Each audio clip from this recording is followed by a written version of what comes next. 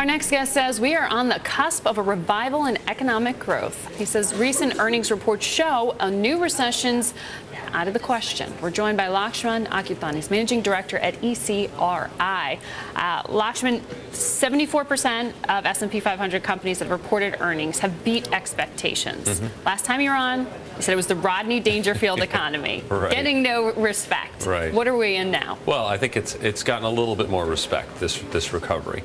After a bit of double dip fear that emerged over the summer, I think people have walked away from that. They're looking at the incoming data, the earnings reports, for example, and other leading indicators of the economy, and they're seeing them resilient, moving to the upside.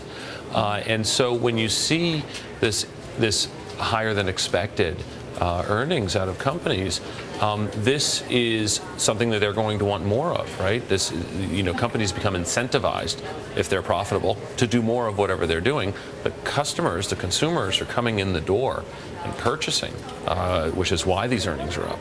And this begins a virtuous cycle. You have more demand, more production, ultimately firmer employment, which I think will be part of the revival in growth, which firms also income, which gets you more spending. This is at the heart of a cyclical revival. Yeah, because we still are hearing question marks around top line growth. You're getting, fingers pointed to the positives being, there's a lot of cash there, the cost cutting, we've maxed it out, stretched worker productivity. But you do think that the consumer strength is being underreported? Yeah, I think that exactly. I think the top line growth, it began to come back. You saw in particular from the consumer side with the luxury market very clearly.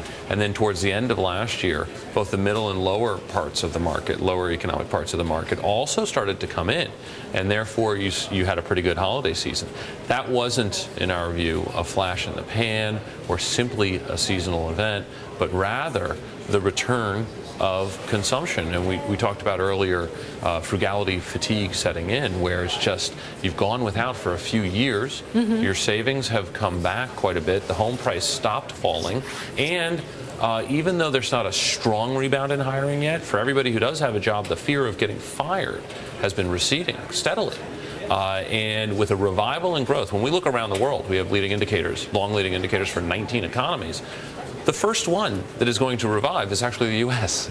And that goes a little bit against what you might think on the face of it. Right. Well, you're hearing a little bit more optimism from Goldman Sachs and about the growth that is to come here at home. Right. You think the word fragile needs to be removed from our vocabulary? Yeah. There's always a laundry list of things to worry about.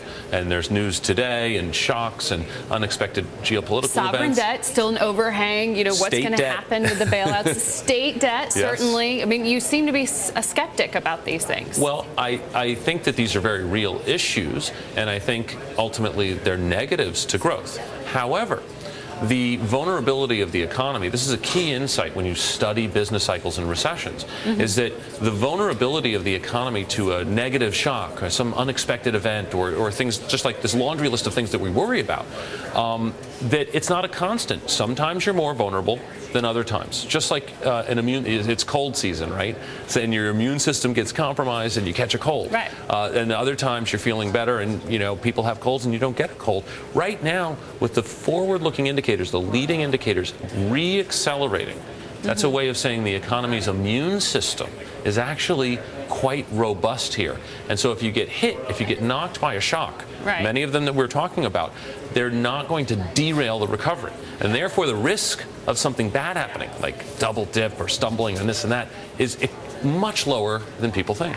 And to take your analogy there, the worry is that we've taken every kind of medicine there possibly is on the market. The Fed doesn't have anything else. If we do get even a slight cold, I'd actually think there's a point where you take too much medicine.